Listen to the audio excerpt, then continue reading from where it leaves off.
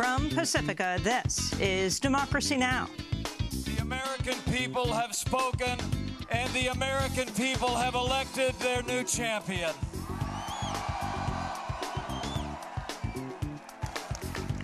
So let me say, it is my high honor and distinct privilege to introduce to you the President-elect of the United States of America, Donald Trump.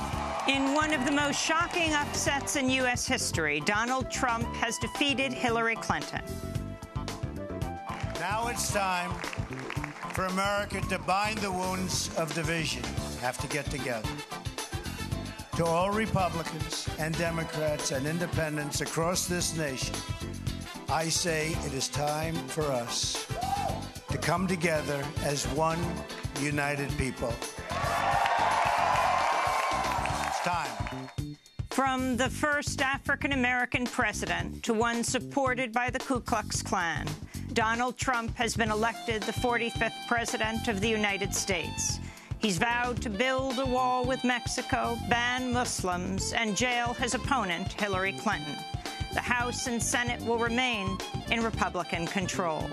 All that and more coming up.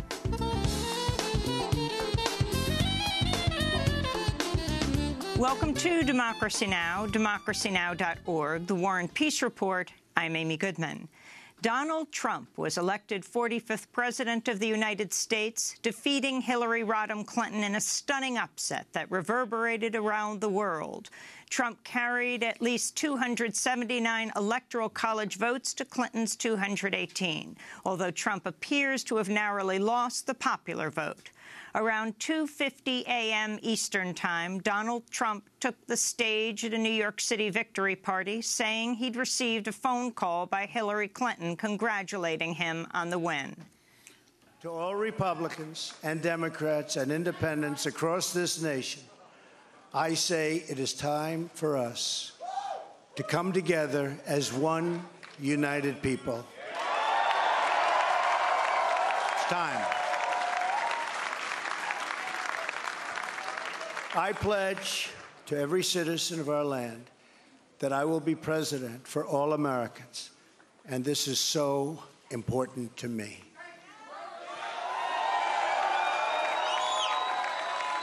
For those who have chosen not to support me in the past, of which there were a few people,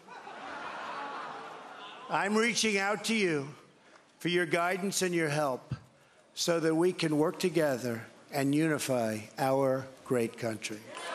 The contest between the two most unpopular candidates in modern presidential history against one another, with a majority of Americans viewing both Trump and Clinton unfavorably. Donald Trump has never held elective office. He opened his campaign in 2015 with a speech calling Mexican immigrants criminals and rapists. Trump has proposed banning all Muslims from entering the United States. He openly mocked his opponents, reporters, Asians, African Americans, and the disabled. More than a dozen women have accused Trump of sexual assault, and he was heard in a 2005 videotape boasting about sexually assaulting women. Throughout the campaign, Donald Trump drew the enthusiastic support of white nationalists and hate groups. Former Ku Klux Klan Grand Wizard David Duke, who ran unsuccessfully for a U.S. Senate seat in Louisiana, cheered the outcome of the election.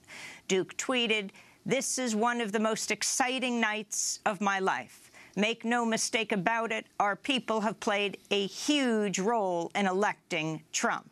Hashtag Make America Great Again," unquote. News of Trump's victory left supporters of Hillary Clinton stunned and shaken.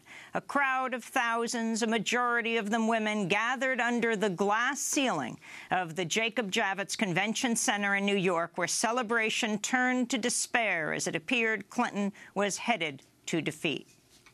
Trump's victory sparked early morning protests around the country. At the campus of UCLA in California, about 1,500 people gathered to protest and burn a Trump piñata. Outside the White House, Trump opponents shouted at supporters who responded with chants of "Build that wall." Meanwhile, Republicans captured both the House and Senate, positioning their party to control all three branches of government. Democrats gained a Senate seat, but will fall short of the 51 seats needed to overcome Vice President-elect Mike Pence's tie-breaking power.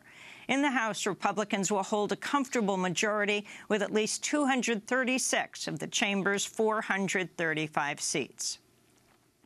The congressional sweep makes it likely that Donald Trump will appoint a conservative to the Supreme Court post left vacant since Antonin Scalia died in February. Republicans have refused to consider Obama's pick for the High Court, Merrick Garland, and will likely ignore his nomination until Trump names his own nominee during the next Congress.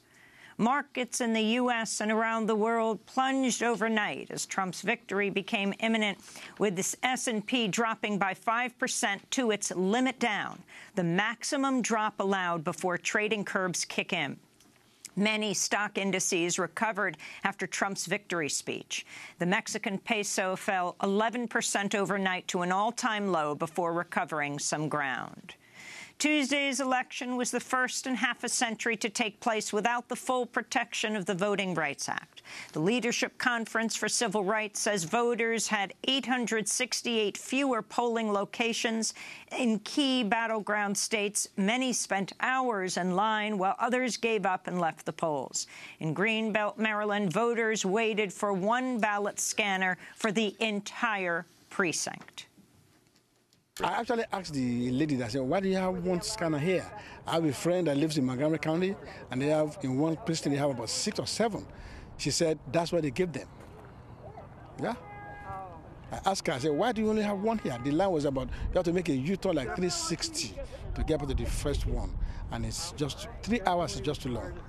There were hours-long lines in parts of New York City as well, where Donald Trump was booed as he entered Public School 59 in Midtown Manhattan to cast his ballot.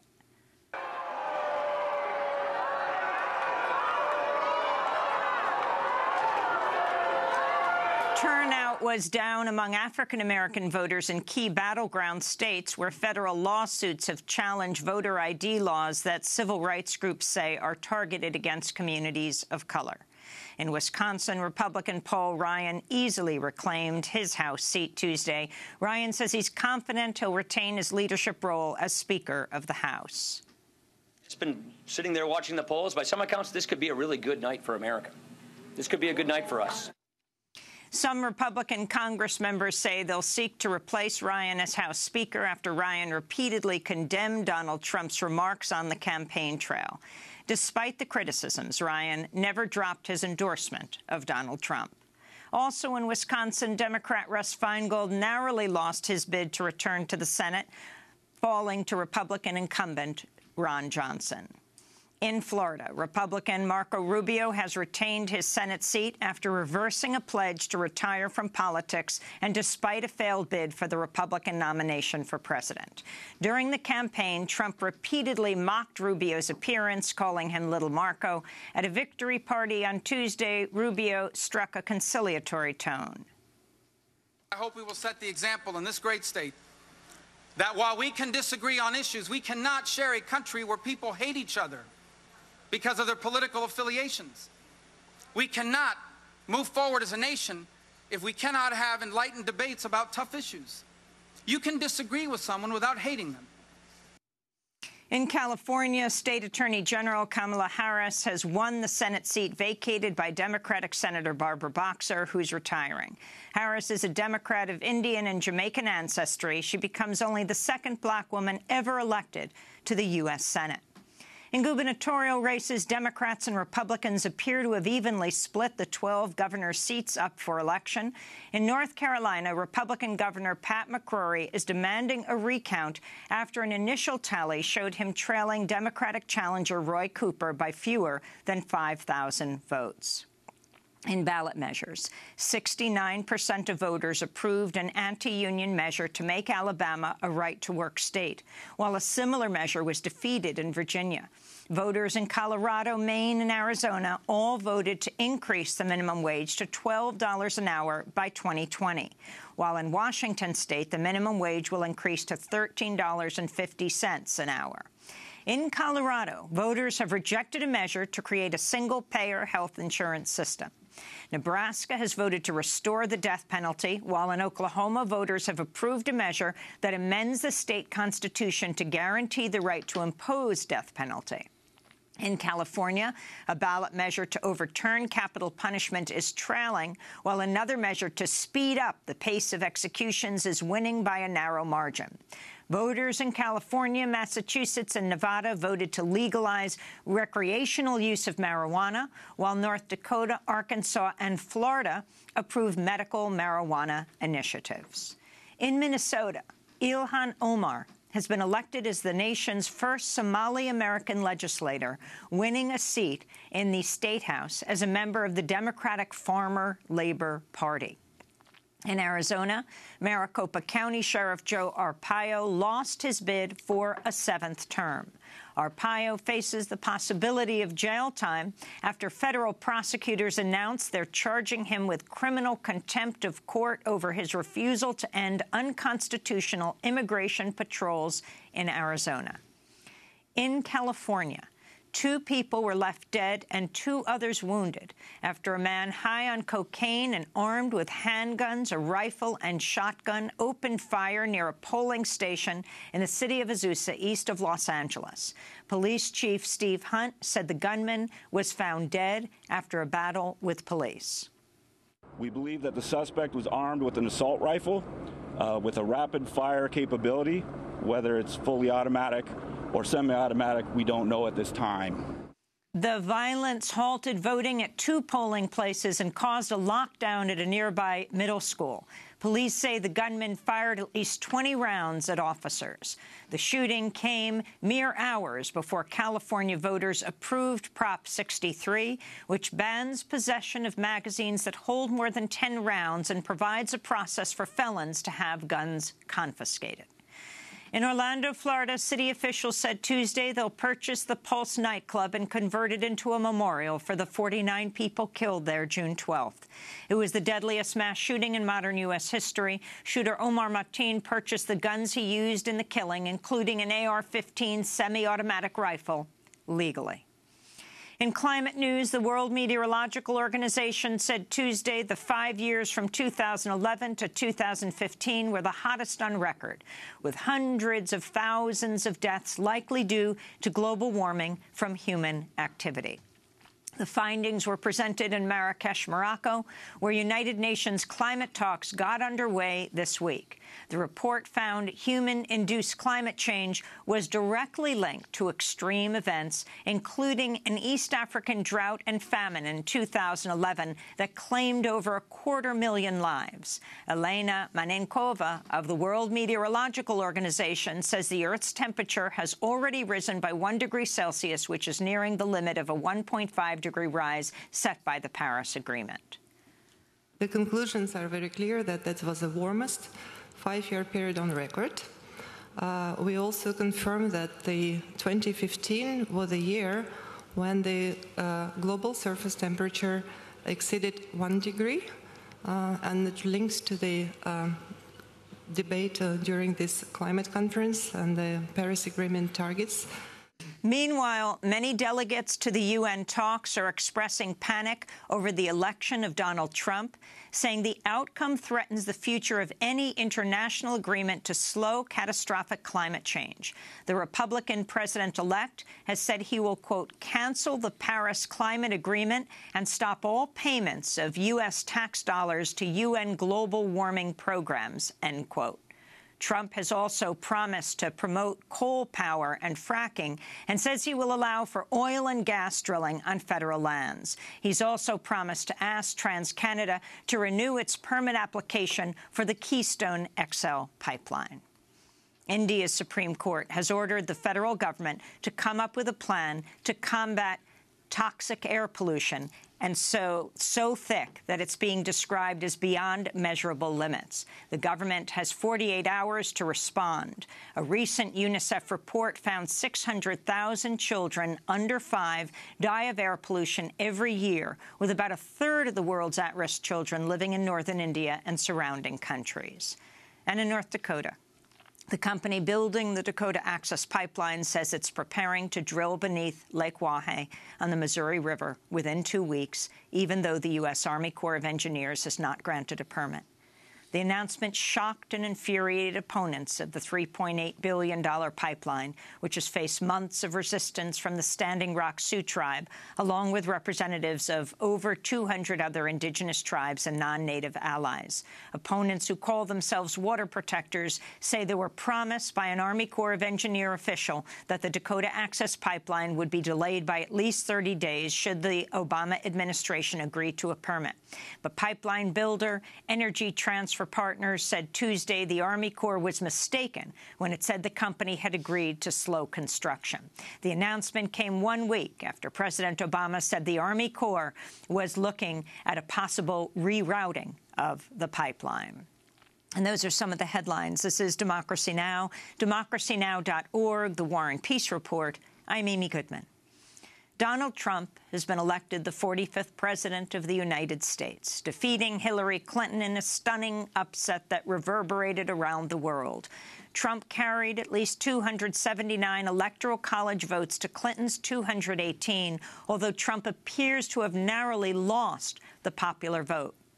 As recently as yesterday, some pollsters were predicting Clinton had a 99% chance of winning the election, but that was before Trump pulled off victories in the key battleground states of Florida, Pennsylvania, Wisconsin, North Carolina, and Ohio.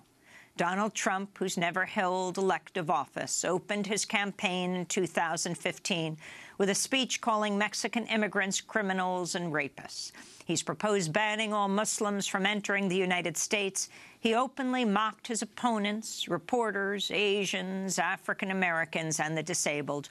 More than a dozen women have accused Trump of sexual assault, and he can be heard in a 2005 videotape boasting about sexually assaulting women.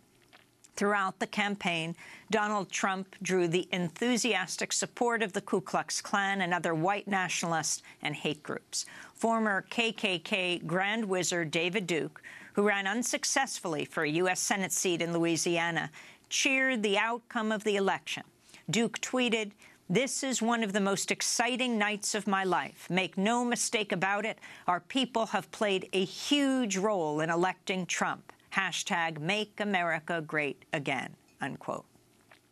Around 2:50 Eastern Time this morning, Donald Trump took to the stage at the New York Hilton Hotel victory party, saying he'd received a phone call from Hillary Clinton congratulating him on the win.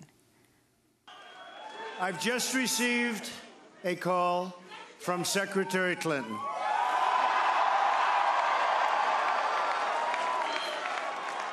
She congratulated us, it's about us, on our victory. And I congratulated her and her family on a very, very hard-fought campaign. I mean, she fought very hard.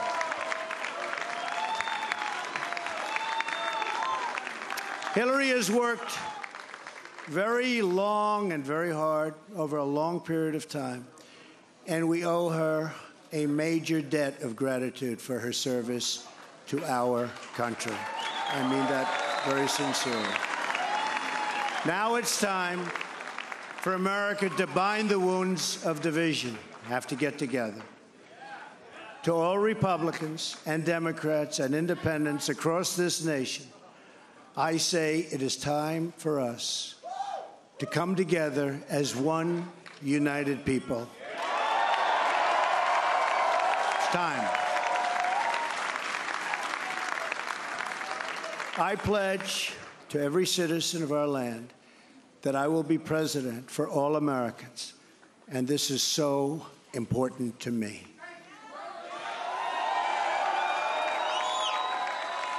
For those who have chosen not to support me in the past, of which there were a few people, I'm reaching out to you for your guidance and your help so that we can work together and unify our great country. As I've said from the beginning, ours was not a campaign, but rather an incredible and great movement made up of millions of hardworking men and women who love their country and want a better, brighter future for themselves and for their family. It's a movement comprised of Americans from all races, religions, backgrounds, and beliefs who want and expect our government to serve the people, and serve the people it will.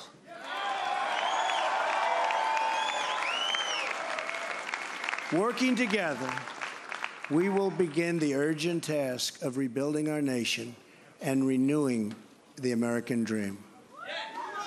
I've spent my entire life in business looking at the untapped potential in projects and in people all over the world. That is now what I want to do for our country. We'll have more on Donald Trump's election as 45th President of the United States in a minute.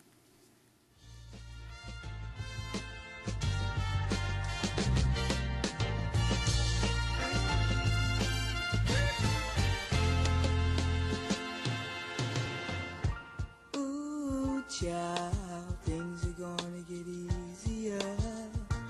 Ooh, child, things will get brighter. Ooh, child, things are gonna get easier.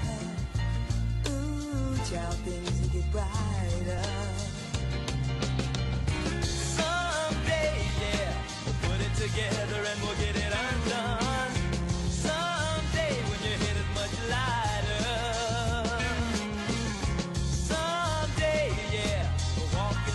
Of a beautiful sun. Someday when the world is much brighter. Ooh, child, things are gonna be easier. Ooh, child, things will be brighter. Ooh, Child by the Five Stair Steps. This is Democracy Now!, democracynow.org, The War and Peace Report. I'm Amy Goodman. Yes, Donald Trump has been elected the 45th President of the United States, defeating Hillary Clinton in a stunning upset that reverberated around the world. Trump carried at least 279 Electoral College votes to Clinton's 218, although Trump appears to have narrowly lost the popular vote. To talk more about Donald Trump's triumph, we're joined now by a number of guests. John Nichols is with us, political writer for The Nation. His new article, These Election Results Will Define America. Linda Sarsour is joining us, director of the first Muslim online organizing platform, Empower Change, co-founder of Muslim Democratic Club of New York. Jose Antonio Vargas is a Pulitzer Prize-winning journalist and filmmaker. He's the founder and editor of #EmergingUs and founder of Define America. He famously came out of the shadows in 2011 in the New York Times Magazine with his story, My Life as an Undocumented Immigrant. Nikole Hannah-Jones is with us, award-winning reporter covering racial injustice at the New York Times Magazine. And joining us on the phone, longtime investigative journalist Wayne Barrett, who's been reporting on Donald Trump for decades. His 1991 biography of Donald Trump was just republished in paperback with the title Trump, The Greatest Show on Earth, The Deals, The Downfall, The Reinvention. John Nichols, let's begin with you. Well, let me offer a minor corrective to one of the things you said. You said that Hillary Clinton is narrowly ahead in the popular vote. America has a lousy, messed-up election system, and we count votes really slow.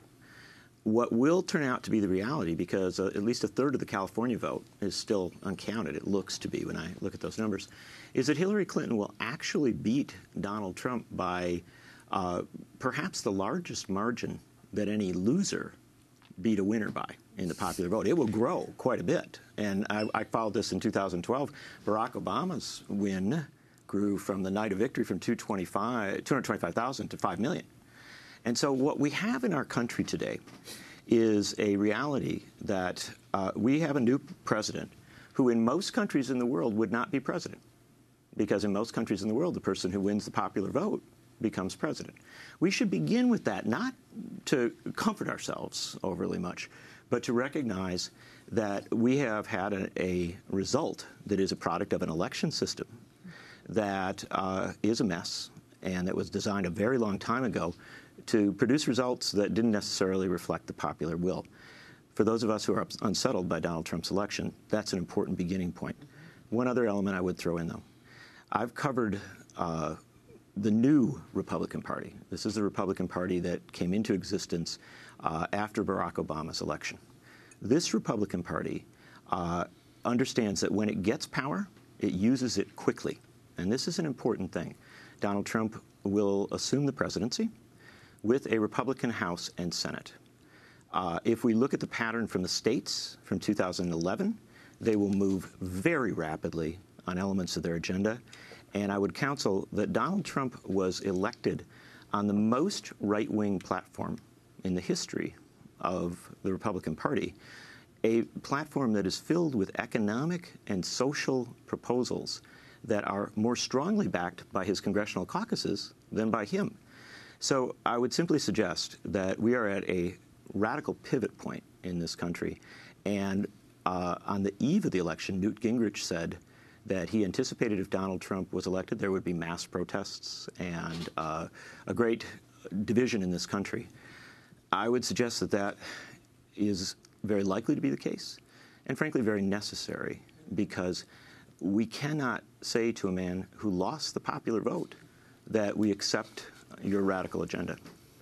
Nikole Hannah-Jones, we are going from the first African-American president in the United States to a president supported by the Ku Klux Klan. Your thoughts? Well, I think if one studies history, this is not a surprising outcome. I've been tweeting about this all morning. You look at what happens after the Civil War, after Lincoln's assassination. You get Grant, and then you get Hayes. And Hayes basically returns the white South to power and ends Reconstruction. You look at Lyndon B. Johnson, who, of course, passes and helps pass the most expansive civil rights legislation since Reconstruction. And we replace him in this country with Richard Nixon, who runs on a Southern strategy that plays on the racial fears of white Southerners and white ethnics in the North. And they quickly roll back and decide that they are not going to enforce key civil rights legislation.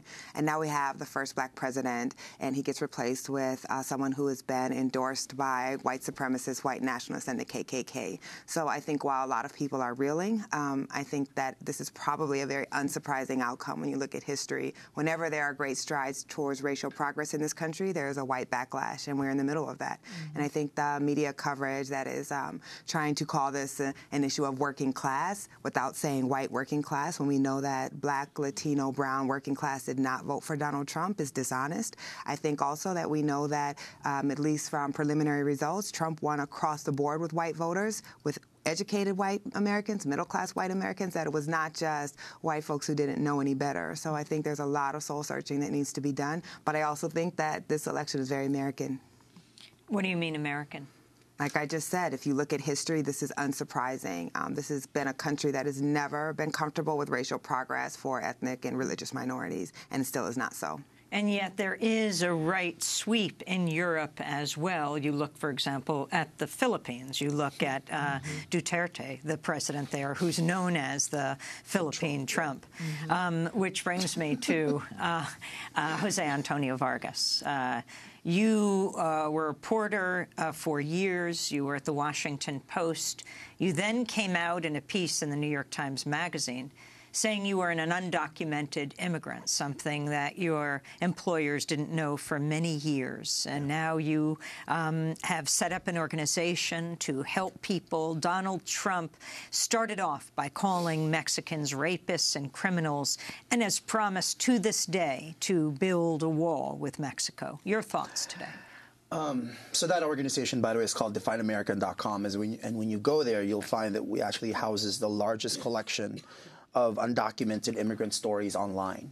And I have to say, this morning I was looking at it, and because I'm getting all these texts and Facebook messages from undocumented young people who are all worried that DACA, which is the Deferred Action for Childhood Arrival, executive action by the president is going to get taken away by January. There's about 750,000 young people who have temporary status right now, who are working, who are in school, and Donald Trump has said that he will take that away. I wanted to add to what you said, because I think this is really important. In this country, in the next 50 years, 88% of the total population growth are going to come from mostly Latinos and Asians. So a country that has barely dealt with the black and white issue, right, is now getting more complicated with Latinos and Asians, Muslims, and all of these quote-unquote othered, right? I've been traveling, as you know, Amy, now for the past 5 years doing this work. I've done probably more than 800 events in 48 states and visited more than 300 schools. I made a documentary for MTV called White People. It aired actually just a month after Donald Trump announced his presidency. This is not surprising to me. To me, though, I have to say, it's been infuriating just watching all these quote-unquote experts and pundits, who I think, by the way, should all lose their jobs, given the fact that they don't know anything. They didn't know anything when it comes to this. And we need real reporters now to do the real work in trying to figure out how we got to where we got. That's the first point. The second point is this: courage. I think it's going to take a tremendous amount of courage for people of color, for Muslims, for immigrants to get up this morning, to go to work, to look at their children and their relatives in the eye and tell them that it's going to be okay. The first person that I called last night when this happened is my grandmother, who's 79, who's a U.S. citizen, been here since 1984, who's crying on the phone thinking that I'm going to get deported to the Philippines, or President Duterte is not necessarily going to be very nice to me, I don't think, because I can't be here anymore. Those are the conversations that are happening. I would also have to say that given all the travels and the conversations I've been doing, I think we are, and have been since the election of Barack Obama, in the middle of a civil war. It's an internal civil war that is part civil war, part reconstruction, right? Demographically, this country is no longer going to be white. The state of California alone, 51% of all Californians aged 25 and under is Latino. This country is only going to get gayer, blacker, browner, more Asian. Women, white women, black women, Muslim women will break all barriers there is to break. What's left is this question of how much change can straight white men and white people handle. I think last night we saw that it's not a lot. I'm reading from the August Asian Journal. It says Filipinos everywhere are reacting to Donald Trump's comments that suggested a ban on immigration from areas with high rates of terrorism, including the Philippines. I want to go to Linda Sarsour, who started Empower, a well-known Muslim leader in New York and around the country. Yes, Donald Trump, to the end of his campaign, talked about banning Muslims. Your thoughts today? I'm going to be honest with you. I'm horrified. I'm absolutely beyond myself. I had a 12-year-old daughter sobbing at home. We failed our young people. We failed generations to come. I agree with Nicole. It's a mirror up to our face as a nation, that this is who we are and who we have been. And anyone who has denied us that truth is why we are in the place that we are in right now. And we have a president right now who has access to executive orders. He has access to nuclear codes. He is going to appoint the next Supreme Court justice, which will live for generations after his presidency. I am appalled that I am sitting right now having to figure out how to explain to young people across this country, including my own children, why we have a sexist, misogynist, racist Islamophobe in the White House. I haven't slept all night. I have no idea. I'm speechless. I wanted to turn to the events leading up to the election, to November 8th. Last night, we had an extended 6-hour discussion covering all of the various developments around the country, the races from the presidency to the Senate to the House to governor's races, covering ballot initiatives. And I wanted to turn to one of our guests who was speaking last night, investigative journalist Alan Nairn. I asked him about FBI Director James Comey, who jolted the president's race a week and a half ago when he notified congressional leaders that the FBI was investigating more emails as part of its probe into Hillary Clinton's use of a private email system. I asked him about the role of the FBI in this election. If it turns out that Trump wins narrowly in the Electoral College, it'd be entirely fair to say that the FBI swung the election to Trump. And I don't think anyone has ever claimed that J. Edgar Hoover swung a presidential election. I mean, Hoover had people assassinated. He tried to drive Martin Luther King to suicide. He blackmailed presidents, but I don't think he ever swung a presidential election. In the case of Comey specifically, it looks to me like he probably had his hand forced by his people, because the FBI as an institution is just as it was in Hoover days. It's been, I guess, somewhat reformed since then, but it's still a deeply right-wing institution. He saw that his people were going to leak the information about Weiner's laptop anyway, so he had to come out and say it. So it's not so much that Comey trying to hand the election to Trump, I think, as the FBI trying to hand the election to Trump. And it's really important to note that since the 90s, up until there was a period from the 60s through the 90s, when all sorts of people, the press, the left, liberals, were basically attacking institutions like the FBI, like the CIA, like the U.S. military. But since the 90s, a lot of liberals, at least, have basically dropped that attack and have started to make these institutions somewhat sacred and not questioning them. And now it's, you know, coming back to bite in a way. If what you mentioned before, that one projection that says Trump wins the Electoral College but Clinton wins the popular, if that happens, it will be bitterly ironic. Because one of the things that happened in this election was you had Trump, the true revolutionary, the rightist revolutionary, running against Clinton, the candidate of the status quo. And so you had Trump saying the system is rigged, the system is rigged. And then in response to that, the Democrats basically saying, no, the system isn't rigged. Well, in fact, the system is rigged, but it's just rigged in the opposite direction than what Trump claims. And if you get that particular outcome, Trump wins the Electoral College, Clinton wins the popular, that was rigged in the Constitution. Rather than having presidential election by popular vote, which is the logical thing for a democracy, and every other country, just about you have this this system which was supposed to be a check. The Constitution is full of various checks on what they thought of as the mob then, about. And yeah, so you had this incredible situation where the rightist was the candidate of revolution, and the Democrats were basically saying, oh, no, the system is essentially okay. That's investigative journalist Alan Nairn talking about the FBI's role in this election. We're going to turn right now to Wayne Barrett, who writes for the New York Daily News and the Daily Beast. His 1991 biography of Donald Trump was just republished. It's called Trump, the Greatest Show on Earth, The Deals, The Downfall, The Reinvention. And he just wrote a piece for the Daily Beast headlined, Meet Donald Trump's Top FBI Fanboy. Can you explain, Wayne? Yeah, well, I mean, I certainly agree with part of what Alan just said and disagree with other parts of it.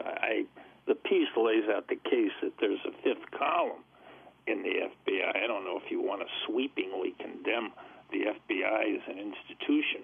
And I certainly, I actually may be one of the liberals he described, because I was invited to Quantico, spent 2 days there speaking to every public corruption agent in the United States. And I wasn't on a panel. It was just me. And I've known many, many FBI agents, particularly on mob and public corruption cases, that I consider some of the most honest people I've ever known. And apolitical people who will go after Democrats and Republicans.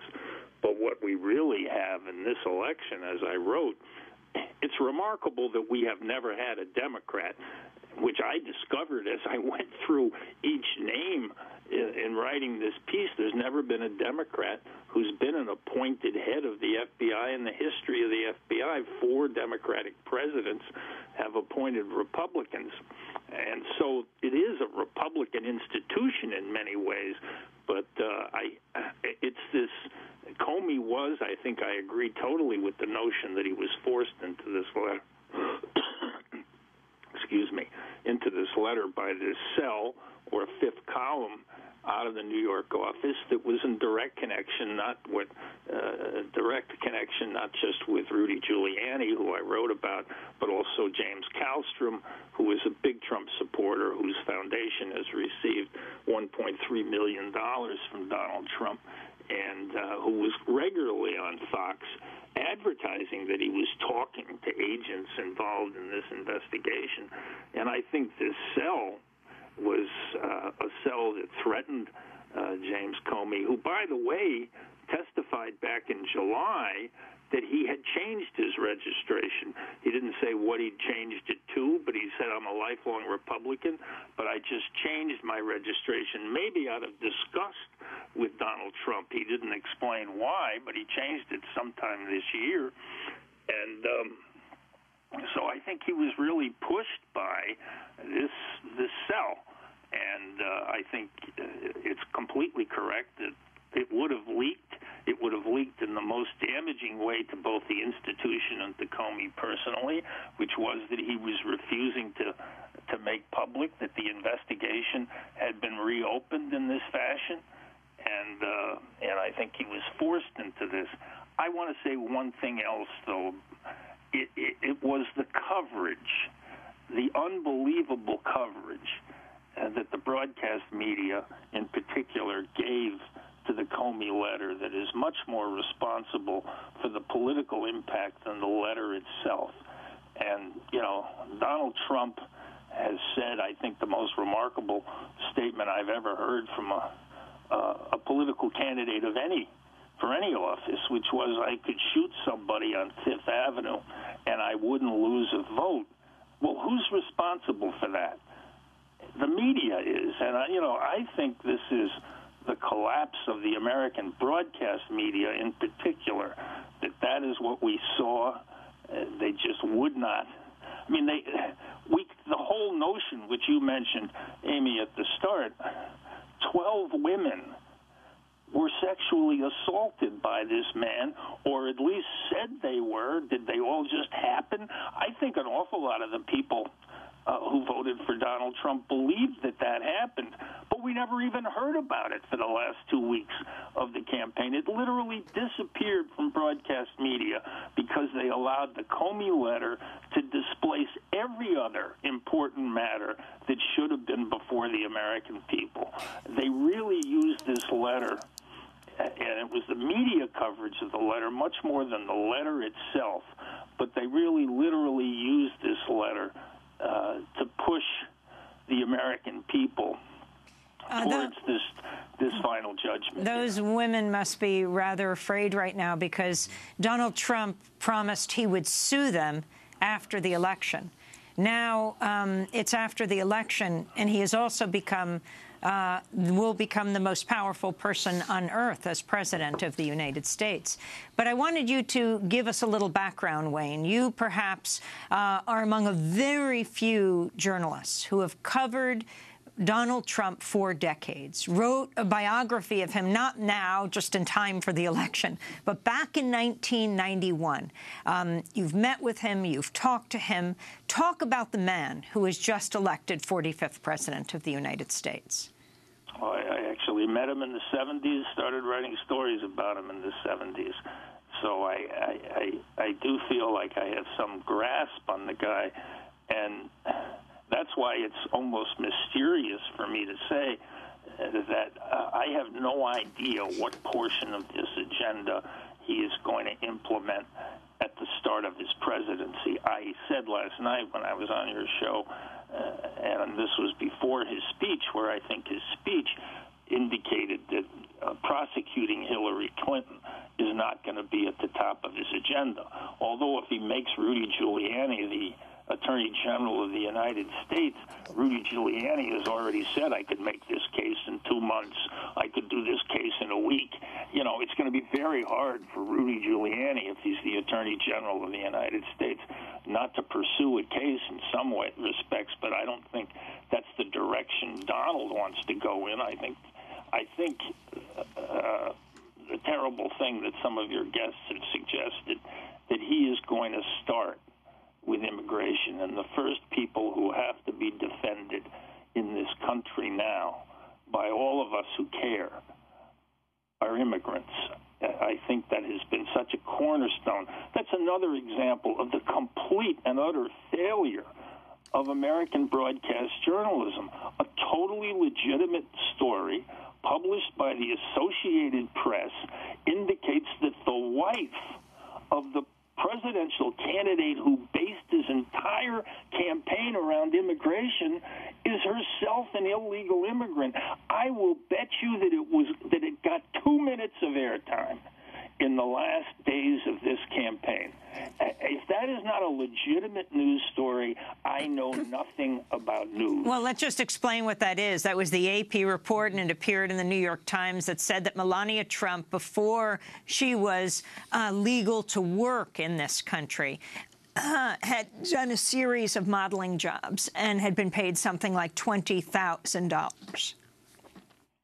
Yes, and the one thing that, I think he has a totally personal commitment to, it's, if you look back at his public appearances over many, many years prior to this presidential campaign, he has been talking about immigrants, never really focused on Mexicans before, but has been talking about illegal immigration for a large part of his semi-public life. And, so I think this is a real agenda to him. It's a real agenda to his base. And this is the most fearsome thing that I see right around the corner that's going to come very early in this presidency. And we have to defend those homes. We have to defend the people in those homes. Before we go to break and go to Phoenix, Arizona, to talk with an immigrants' rights activist also about Sheriff Arpaio, who lost his race, is under criminal investigation, though who knows in the various criminal investigations whether they would be dropped because he was a major Trump supporter. How he got his start, Donald Trump. And this brings in Nicole Hannah-Jones, too, because you were just recently in America Divided series talking about housing. But Donald Trump, back in the 70s, Wayne Barrett, being sued by the federal government, trying to keep out African Americans from his family's housing projects. Yeah, well, we know it's a long history. I don't know. I don't know how Barack Obama can sit down in the White House on Thursday. With a man who says he's not even a citizen, it's just going to be so difficult for the president to go through this exercise. I have such respect for him, and it's just incredible. Yes, the man has a history of racist actions that go all the way back to 73. I wrote about this way back in the 70s. And, I wrote about it in the context of the fact that he was getting all of these seeking and then quickly getting these breakthrough tax abatements and supports for his projects from the city of New York and the state of New York at the same time that he was under a consent decree that he signed with the Nixon Justice Department for racially discriminating against blacks. So it was, it was an anomaly then, and it certainly is part of his history. He's the most remarkable thing is that the leading birther in the United States is succeeding this president. It's just, I can't imagine it. When I went to Columbia Journalism in 1967, and Fred Friendly, the producer of the Edward R. Murrow shows, was just starting the broadcast lab. It was the first year of the broadcast lab at the Columbia Journalism School. And at that time, the concept was that broadcast news was the payback, the obligation that the networks had because they were given the airwaves for nothing. This was what they owed us. they owed us, in exchange for what is certainly $1 trillion value, they owed us decent broadcast news. It was not supposed to be a profit center. Now it's just it has to be a profit center, and instead of journalists making decisions, we have Zucker and Moonves and these people. It's a commercial enterprise. All it cares about is ratings to generate advertising, and it has plunged American democracy into this abyss. I want to thank you for being with us, Wayne Barrett. He is the biographer of Donald Trump, certainly not the authorized one. He wrote the 1991 biography of Donald Trump that's just been republished called Trump, the Greatest Show on Earth, The Deals, The Downfall, The Reinvention. And we'll link to your piece in the Daily Beast. Meet Donald Trump's top FBI fanboy. This is Democracy Now! When we come back, we're going to go to Phoenix and continue our discussion with our guests at this round table on this day after the 2016 presidential election that has not only shocked the country but the world. Donald Trump has been elected the 45th president of the United States. Stay with us. Do you know where you're going to? Do you like the things that life is showing you? Where are you going to? Do you what you're hoping for when you look behind you? There's no open doors. What are you hoping for? Do you know? Once we were standing still in time, chasing the fantasies that filled our minds. You knew how I loved you, but my spirit was free, laughing at the questions that you once asked of me. Do you know where you're going to? Do you like the things that life is showing you?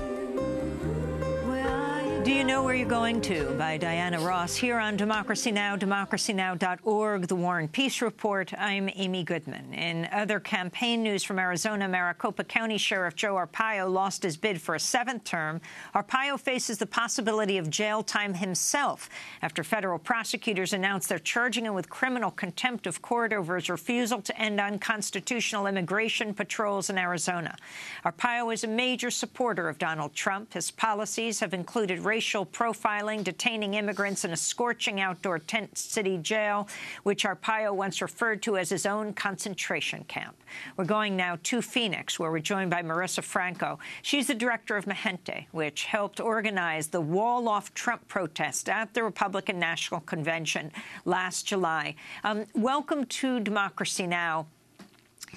Marissa, can you talk about your overall response to the reaction? I mean, Donald Trump, came into the consciousness of this whole country when he went down that escalator and made his announcement that he was running for president and talked about Mexicans as rapists and criminals, and, of course, has made his mark by saying that he will build a wall on the Mexican-U.S. border and make Mexico pay for it. Like so many across the country, Amy, we're shocked. We're utterly shocked at the results of this election. And waking up this morning, I couldn't help but feeling like we woke up to a big, big red state in this country. And I think it leaves us with a lot to evaluate, many lessons to learn. I think that this is obviously a very different political moment. And what it requires from us is to be different political actors. With that said, calling in and being based in Arizona and being from Arizona, some of us have already been living in red states. Some of us have already been living in Trump's America. And I think that there's a lot of things that people who have been living these experiences and living in these places can share and teach in this moment. I do think there is a way forward. As depressing and as shocked as we are, there are some of us who have been struggling in this reality, and this is now the reality in the country. And can you talk about the defeat of Sheriff Arpaio? How long has he been in office? He's been in office for 23 years, and I'm happy to report that it was the very people that the sheriff denigrated and abused that led the effort to kick him out of office after 23 years. This is an effort that's built on years of community organizing and direct action that led to the sheriff's legal problems. It was powered by a generation of organizers politicized after SB 1070. It's just been an amazing effort. We were obviously very excited to see the sheriff's defeat, and we're really holding the moment last night of feeling like this nightmare is over, but witnessing what was happening around the rest of the country, and equally shocked and horrified. Well, let me ask, as we wrap up, we're doing a 2-hour special today, and people can see the other hour at democracynow.org if your station isn't running it directly right now. But the role of movements, not something that the media is very good at covering, grassroots movements, because there is a force more powerful than even the most powerful person in the United States, perhaps even the world. And that is something that all of you have been involved with one way or the other. Let me start with Linda. I mean, one of the things that makes me horrified about a Trump administration is the continued use of code words like law and order. And we know what that means. That means cracking down on political activists and political movements in this country. The fact that we have Rudy Giuliani, who's at the helm of being the next attorney general. This election's a response to us, Black Lives Matter, immigrant rights activists, dreamers. Like, this is a response to us. Black Lives Matter, didn't Donald Trump say, didn't his forces say, that Rudy Giuliani say, that they would be the first group investigated as terrorists in a Trump administration? The significance of this, Nikole Hannah-Jones. I mean, I think that we have some very frightening times ahead of us. We know the role that the federal government has played in breaking up organizations that have been fighting for civil rights. We have a long, torrid history of that. And typically, it's not so blatantly stated, so I think we should believe what Donald Trump has said. And I think that we already know the government has been spying on these organizations, and I think we're going to see That's under President a lot more Obama. efforts. Yes, absolutely. So I think that should tell us something. My organization, too, under the NYPD. Your organization? Here in New York City. We were in the AP reports that came out in 2011. Being investigated by the FBI. Yeah, under unwarranted surveillance and secret documents. Under President Obama. Jose Antonio Vargas. I mean, one of my biggest worries here right now is what the state of undocumented immigrants in this country, right? Kind of the mental trauma that is happening right now. I just mentioned a few minutes ago, 750,000 people is a lot of people, right? And now the government has their names, their addresses. And these are the people These are the young people who are brought here as children, right, who are now working in parts of our own communities. And the government has all of their information. So what happens when Donald Trump is president on day one? Because it came out through a kind of executive order, And executive that action. he has said that he would take back. Last words, John Nichols. There are moral duties here.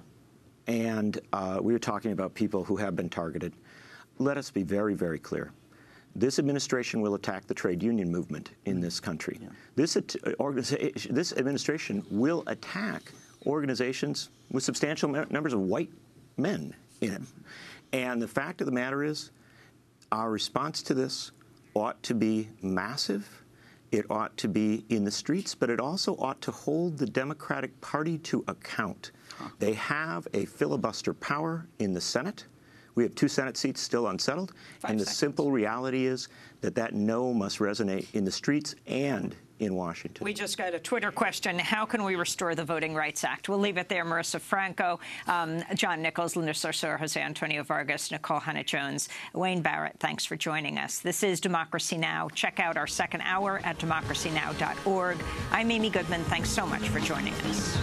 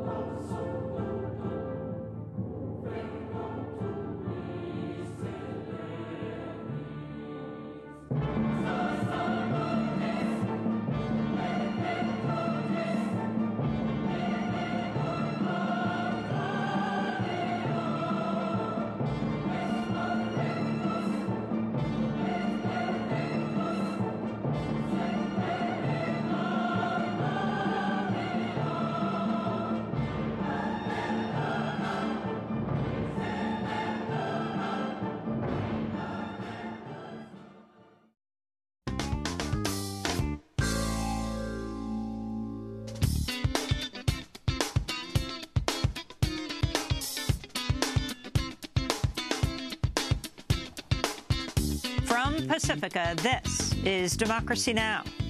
The American people have spoken, and the American people have elected their new champion.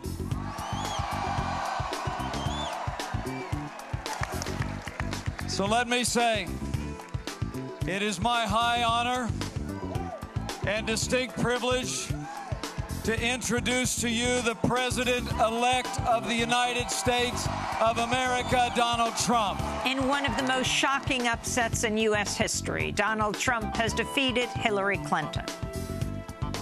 Now it's time for America to bind the wounds of division. Have to get together. To all Republicans and Democrats and independents across this nation, I say it is time for us to come together as one united people.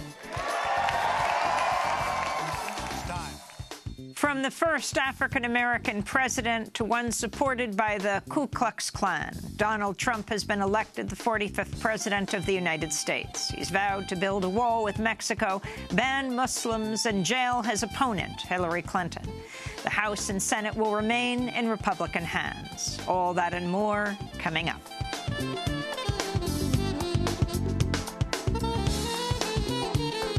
Welcome to Democracy Now!, democracynow.org, War, Peace, and the Presidency. I'm Amy Goodman. Donald J. Trump was elected 45th President of the United States Tuesday, defeating Hillary Rodham Clinton in a stunning upset that reverberated around the world. Trump carried at least 279 Electoral College votes to Clinton's 218, although Trump appears to have narrowly lost the popular vote. Around 2:50 a.m. Eastern Time, Donald Trump took the stage at a New York City victory party, saying he'd received a phone call from Hillary Clinton congratulating him on his victory. To all Republicans and Democrats and independents across this nation, I say it is time for us to come together as one united people. It's time. I pledge to every citizen of our land that I will be president for all Americans, and this is so important to me.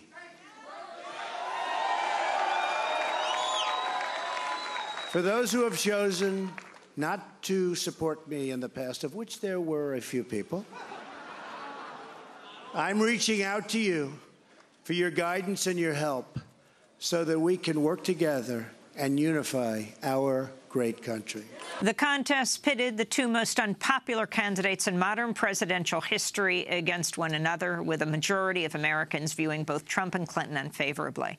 Donald Trump's never held elective office. He opened his campaign in 2015 with a speech calling Mexican immigrants criminals and rapists. Trump has proposed banning all Muslims from entering the United States. He openly mocked his opponents, reporters, Asians, African Americans, and the disabled. More than a dozen women have accused Trump of sexual assault. He is heard in a 2005 videotape boasting about sexually assaulting women.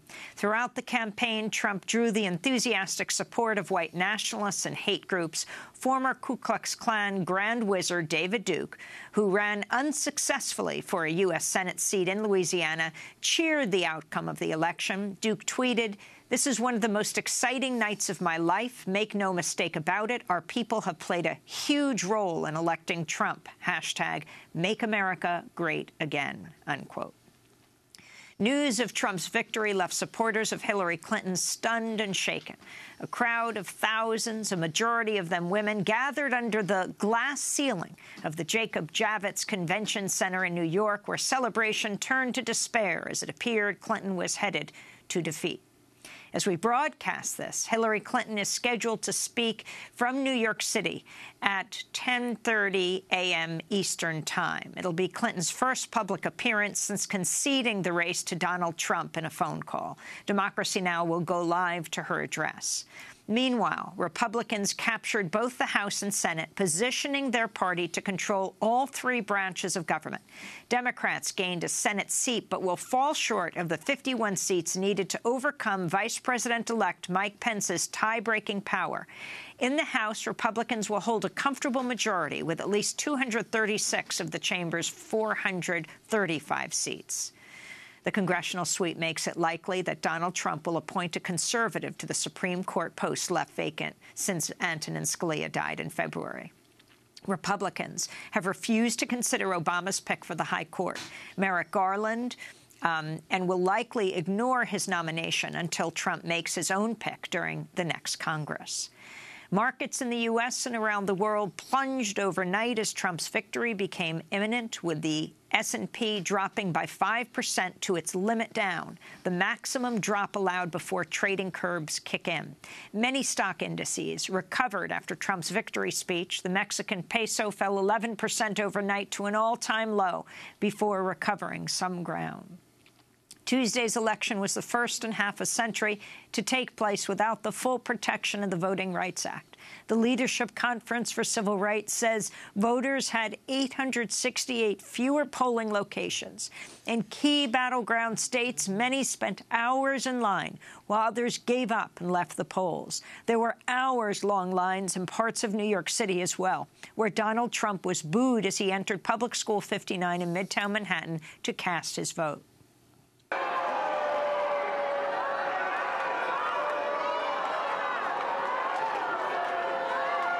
Turnout was down among African-American voters in key battleground states where federal lawsuits have challenged voter ID laws that civil rights groups say are targeted against communities of color. In North Carolina, which Trump narrowly won Tuesday, a federal court found in August that state Republicans intentionally made it more difficult for African-Americans to vote. And last week, U.S. District Judge Loretta Biggs slammed a North Carolina voter purge as insane, she said, saying, quote, "It almost looks like a cattle call, the way people are being purged," unquote. In Wisconsin, Republican Paul Ryan easily reclaimed his House seat Tuesday. Ryan says he's confident he'll retain his leadership role as Speaker of the House. I've just been sitting there watching the polls. By some accounts, this could be a really good night for America. This could be a good night for us. Some Republican Congress members say they'll seek to replace Ryan as House Speaker after Ryan repeatedly condemned Donald Trump's remarks on the campaign trail. Despite the criticisms, Ryan never dropped his endorsement of Donald Trump. In gubernatorial races, Democrats and Republicans appear to have evenly split the 12 governors' seats up for election. In North Carolina, Republican Governor Pat McCrory is demanding a recount after an initial tally showed him trailing Democratic challenger Roy Cooper by fewer than 5,000 votes. In ballot measures, 69% of voters approved an anti-union measure to make Alabama a right-to-work state, while a similar measure was defeated in Virginia. Voters in Colorado, Maine, and Arizona voted to increase the minimum wage to $12 an hour by 2020, while in Washington state, the minimum wage will increase to $13.50 an hour. In Colorado, voters have rejected a measure to create a single-payer health insurance system. Nebraska's voted to restore the death penalty, while in Oklahoma, voters have approved a measure that amends the state constitution to guarantee the right to impose the death penalty. In California, there were 2 death penalty ballot measures. A ballot measure to overturn capital punishment is trailing, while another measure to speed up the pace of executions is winning by a narrow margin. Voters in California, Massachusetts, and Nevada voted to legalize the recreational use of marijuana, while North Dakota, Arkansas, and Florida approved medical marijuana initiatives. In Arizona, Maricopa County Sheriff Joe Arpaio lost his bid for a 7th term. Arpaio faces the possibility of jail time after federal prosecutors announced they're charging him with criminal contempt of court over his refusal to end unconstitutional immigration patrols in Arizona.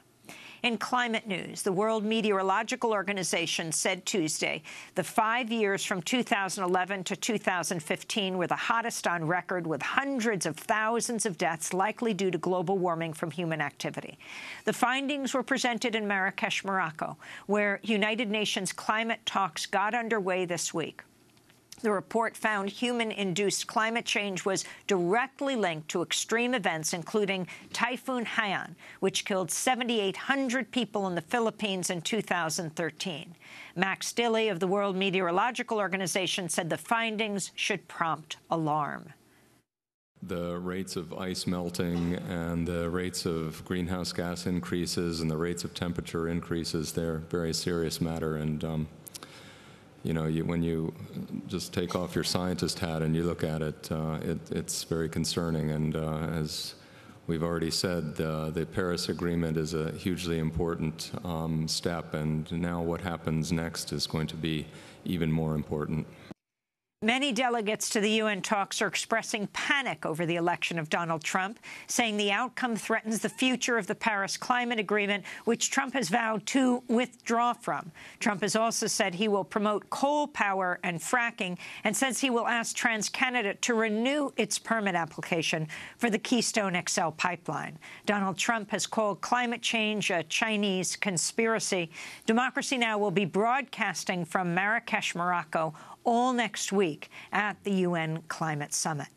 In North Dakota, the company building the Dakota Access Pipeline says it's preparing to drill beneath Lake Wahai on the Missouri River within 2 weeks, even though the U.S. Army Corps of Engineers has not granted a permit. The announcement shocked and infuriated opponents of the $3.8 billion pipeline, which has faced months of resistance from the Standing Rock Sioux tribe, along with representatives of over 200 other indigenous tribes and non-native allies.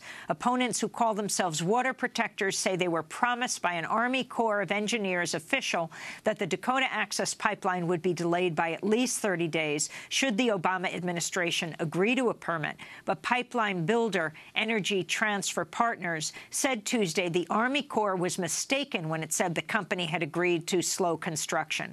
The announcement came 1 week after President Obama said the Army Corps of Engineers was looking at a possible rerouting of the pipeline.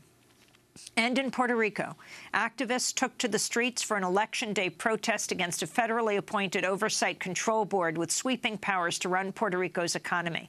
Jocelyn Velasquez of the Promises Are Over movement helped organize the protest.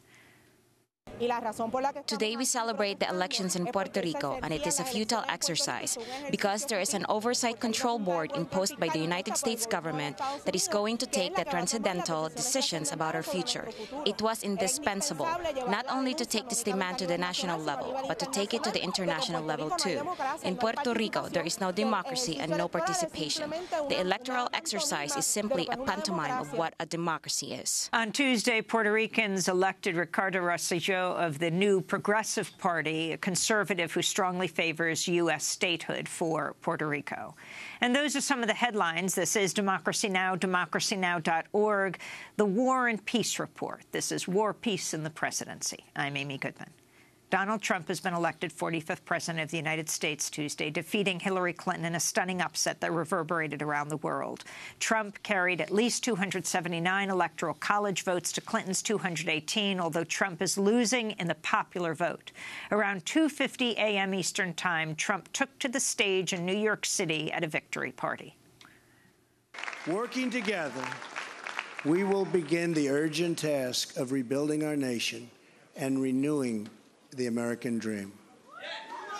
I've spent my entire life in business looking at the untapped potential in projects and in people all over the world. That is now what I want to do for our country. Tremendous potential. I've gotten to know our country so well. Tremendous potential. It's going to be a beautiful thing. Every single American will have the opportunity to realize his or her fullest potential. The forgotten men and women of our country will be forgotten no longer.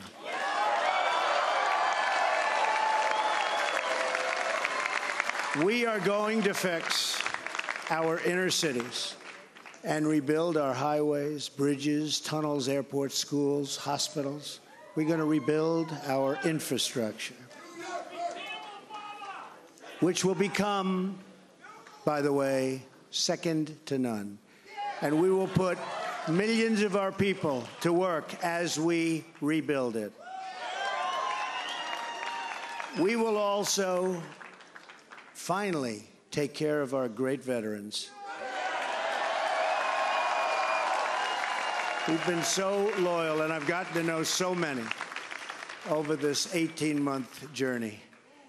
The time I've spent with them during this campaign has been among my greatest honors. Our veterans are incredible people. We will embark upon a project of national growth and renewal. I will harness the creative talents of our people, and we will call upon the best and brightest to leverage their tremendous talent for the benefit of all. It's going to happen. We have a great economic plan.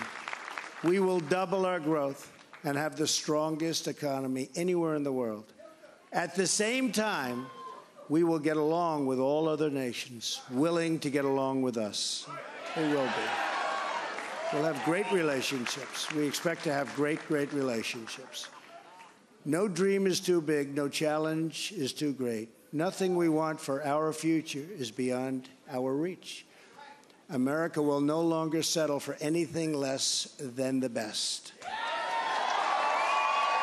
We must reclaim our country's destiny and dream big and bold and daring. We have to do that. We're going to dream of things for our country and beautiful things and successful things once again. I want to tell the world community that while we will always put America's interests first, we will deal fairly with everyone,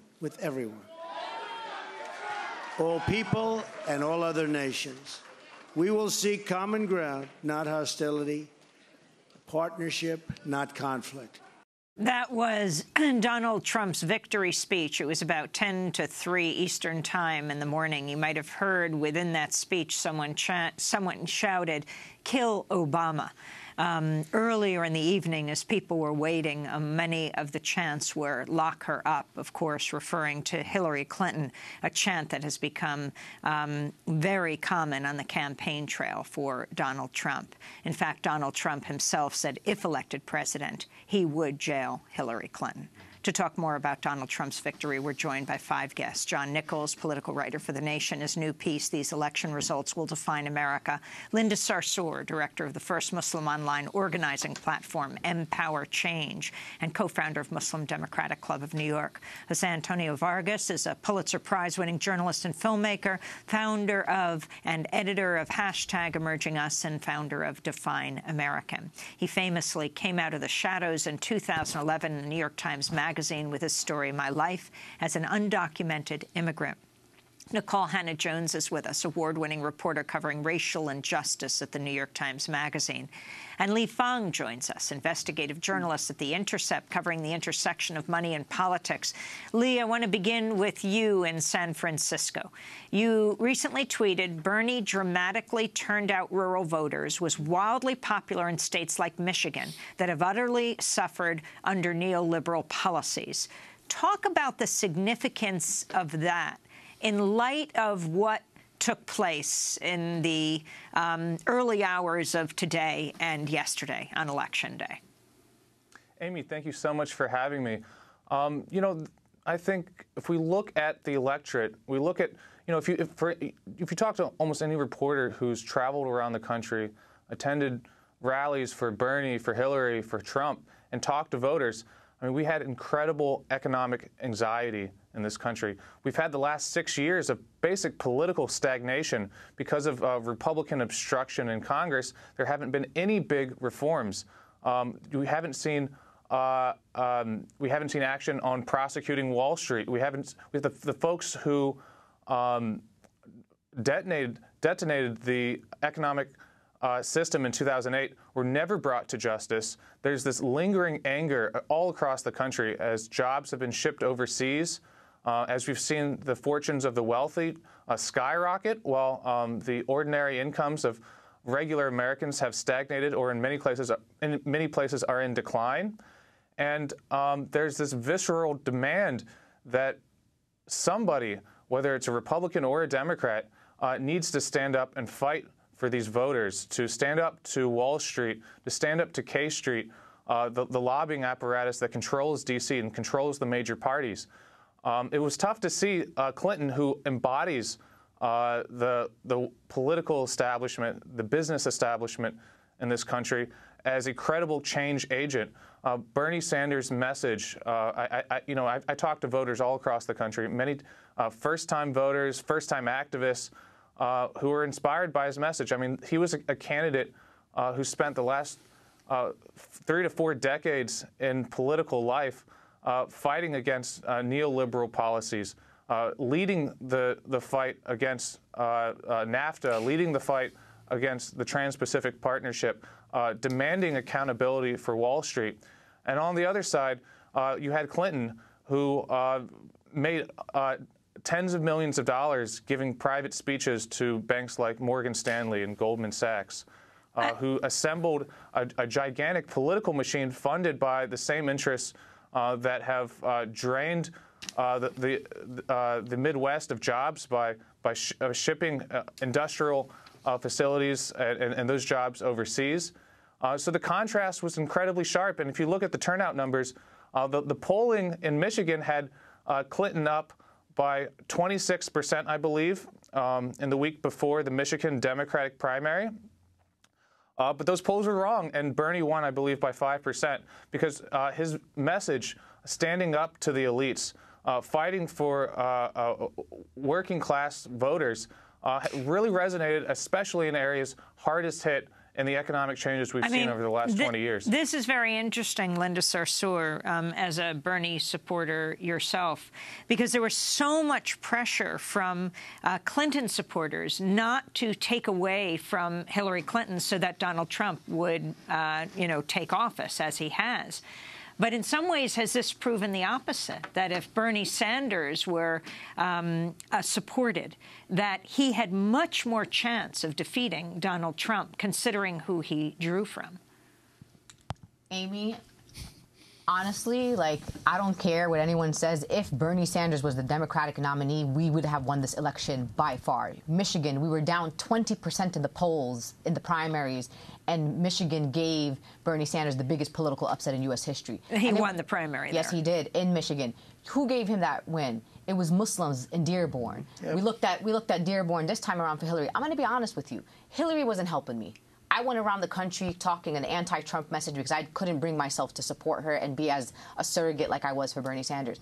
War hawk, warmonger. People were worrying about what she would do in Syria, looking at her foreign policy. The Democratic Party... And you're talking about Dearborn because it's the largest Muslim American community in the United States. In the entire country. What I want to say, Amy, is that this is a time for soul-searching for the Democratic Party. They left young people out in the cold. They called us naive. They called us idealistic. They left Muslims out of the cold. Anytime Hillary Clinton mentioned us, she said we were eyes and ears. We were on the front lines of countering terrorism. She never talked about us in any other way but as a law enforcement tool. And I'm just waking up now, even though I haven't slept.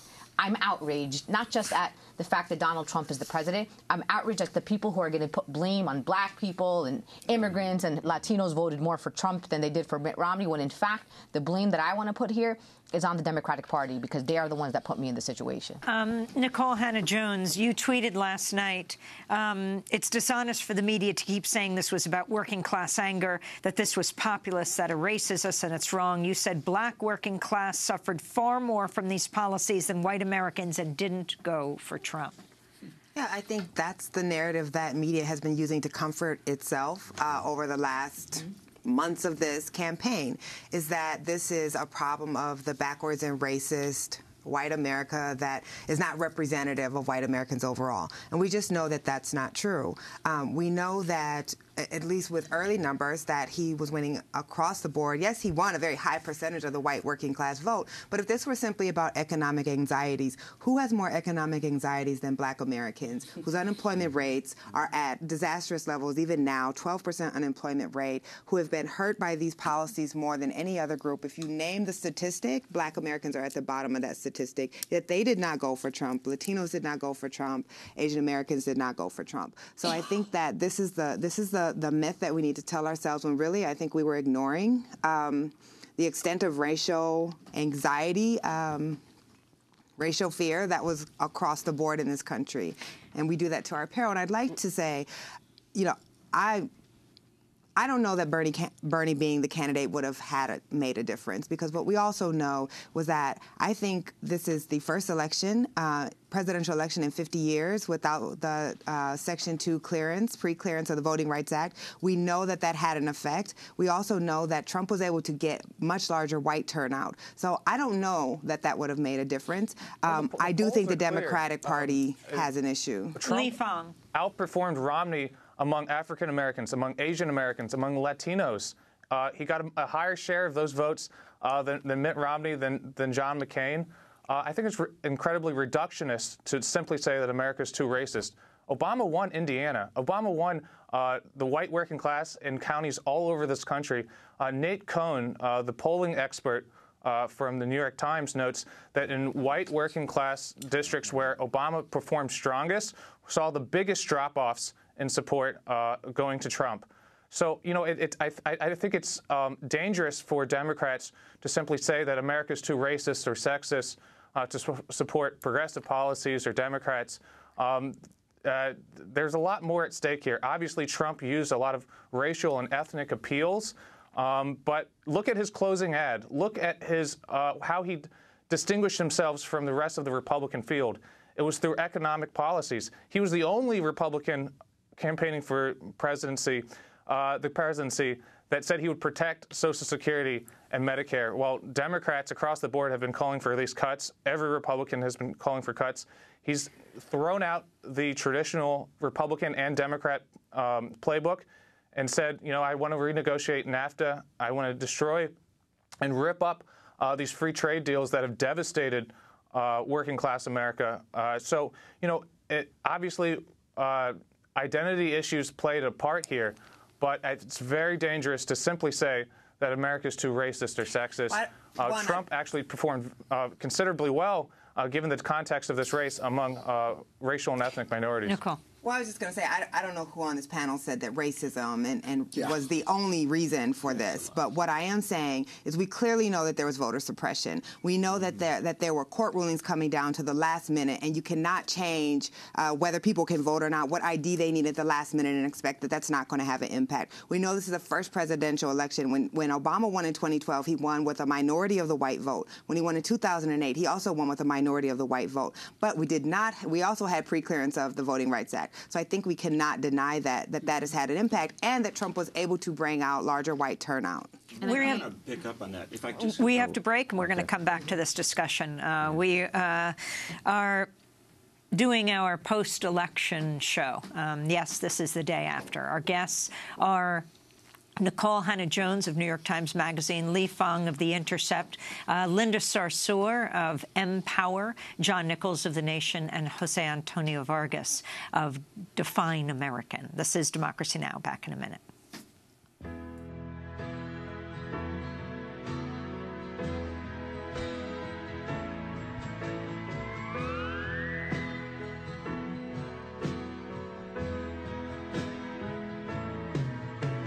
Sunrise doesn't last all morning. A cloudburst doesn't last all day. Seems my love is up and has left you with no warning. It's not always gonna be this great. All things must pass. All things must pass away.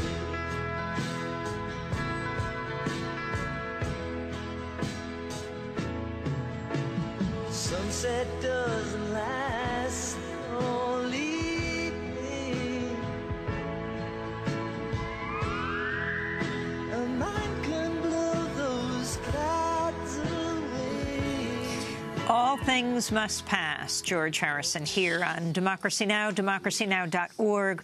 War, Peace, and the Presidency. I'm Amy Goodman. I want to talk more about the media's role in helping Donald Trump win this stunning upset victory. I want to turn to CBS CEO Les Moonves in a comment that has since gotten a lot of attention. He was speaking at a Morgan Stanley-hosted conference in San Francisco earlier this year. Who would have thought that this circus would come to town? But, you know, it may not be good for America, but it's damn good for CBS. That's all I got to say. So what can I say? It's, you know, the money's rolling in, and this is... Polls are open. This is fun. I've never seen anything like this. And, you know, this is going to be a very good year for us. But, sorry, it's a terrible thing to say, but bring it on, Donald. Go ahead. Keep going. It may not be good for America, but it's damn good for CBS. Bring it on, Donald. Those are the words of Les Moonves, CEO of CBS. Lee Fang, you first published this audio of Les Moonves on The Intercept in February. Also last month, CNN President Jeff Zucker said, quote, if we made a mistake, it was we shouldn't have put on as many Trump rallies as we did. Your comment, Lee. Well, look, you know, we've been looking at these investor reports from media companies for the last 2 years, and, you know, it's not just Les Moonves. The owners of local broadcast stations have been bragging that they're excited for this election year because all the sleaze, all the super PAC ads, they benefit a very small clique of media owners. And if you look at just the larger role of broadcast media, I think there was a study done that if you look at the large media networks, ABC, CBS, NBC, they provided 350 minutes of airtime to Donald Trump in 2015, and less than 1 minute on ABC News on coverage to Bernie Sanders. Just across the board, whether it's local TV or cable news, they treated this entire election season as a carnival, as a chance for tabloid politics, rather than talking about the vital issues or the political biographies and the policy issues. They take whatever Donald Trump has tweeted, whatever insult he hurled, and treat it as a serious news story. And rather than paying for reporters to go out and report the truth and talk to voters or to do investigative reporting, they have pundits, many of them compromised. Many of the pundits that we've seen go on television were quietly or secretly working for one of the campaigns. But then they have pundits go on TV and yell at each other and turn this into a food fight rather than a substantive, thoughtful discussion of the issues. So, you know, go ahead. I just wanted to bring John Nichols into this discussion around the media and Jose Antonio Vargas. But, I mean, the Koch brothers who didn't support Donald Trump said they ended up pouring their millions, more than $1 billion, into down-ballot races, whether we're talking governor, Senate, House, and that just filled the coffers of the local medias. Yeah. I mean, about 5 years ago, Bob McChesney and I wrote a book called Dollarocracy. And what we argued there, and in the book we wrote more recently, People Get Ready, same basic concept, that major media in this country has hit its biggest crisis in history. Its crisis is that advertising revenue now moves toward the phone. It doesn't have to go through. They still get advertising revenue, but they are now dramatically more reliant on political advertising, on campaign ads, which are targeted toward older people who tend to still watch television. As this has happened, they have cut their reporting staffs. They have reduced, we actually documented, there are television stations that have cut into the local newscast, which is the most watched news, cut into it to fit more campaign ads around it. And so understand the circumstance that we have created. It's not a complicated thing. We have created a circumstance in America where news, where actual reporting, as flawed as it may be, on our politics is diminished.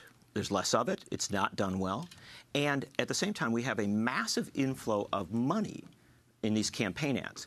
We have dialed down journalism. We have dialed up campaign cash.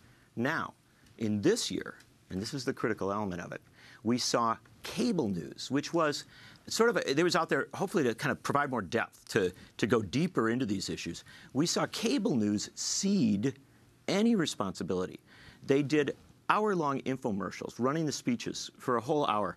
And then you came on with, instead of Lee or Antonio, anybody on this panel coming in, they had surrogates for the campaigns do mini debates in which those surrogates had a responsibility not to acknowledge the truth. Their responsibility was to say, my candidate just did a great job, even if your candidate fell off the They stage. spent more time showing the empty podium waiting for Donald Trump than they played anything to do with Bernie Sanders. Coming off what Lee said, and you know, Lee actually, he said it was 341. It's actually only 240 to 1 on ABC. But the fact of the matter is, at the end of 2015, Bernie Sanders and Donald Trump were polling at roughly the same place, and yet Donald Trump was getting on one major television network a 240 to 1 ratio more coverage. This defines reality. Jose Antonio Vargas. And to me, the elitism, right, and the kind of the insularity of this Politico set, of this Acela Express from D.C. and New York, must absolutely be broken. It's useless, utterly useless. I actually think today I'm probably gonna I'm gonna unsubscribe from Politico. They said today that we know nothing. Well, thank you for admitting that. At least we're done. And I'm the kind of guy that used to like to get my stuff on Politico. So now I'm unsubscribing myself and saying I don't need to be a part of this. Your point, by the way, about the inability of journalists to cover about race. I mean, I've been a journalist since the late 90s. There are less people of color working in American newsrooms now than there was when I started in journalism in the late 1990s, right? For journalists are human beings too. And guess what? We don't like talking about race. White journalists who are mostly in charge of newsrooms across this country do not like talking about race. And so they throw little things like the working class and not contextualize that more, right? To me, I have to say, as an undocumented immigrant who happens to be a journalist, and you know, reporting is like my religion, it's been infuriating seeing the media talk about immigration in such factless, lack of context, just irresponsible way. The moment Donald Trump talked about Mexicans as rapists, right?